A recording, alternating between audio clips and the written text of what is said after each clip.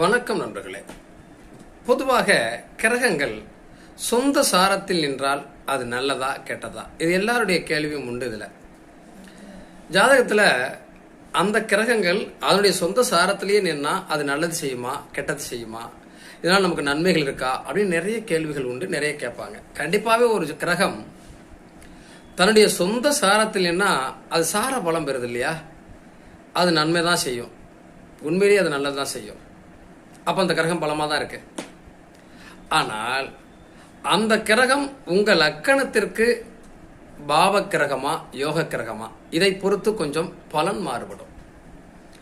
அவ்வளவுதானே தவிர ஒரு கிரகம் தன்னுடைய சொந்த சாரத்தில் நின்னால் அந்த கிரகம் வலுப்பெறுகிறது. இப்போ புதன் இருக்கிறது வலுவாக இருக்கிறது, குரு இருக்கிறார் வலுவாக இருக்கிறார்னு அர்த்தம், சூரியன் இருக்கிறார் வலுவாக இருக்கிறார். அப்போ சொந்த சுயசாரம் பெறுகிற போது அந்த கிரகம் பலமாக இருக்கிறது.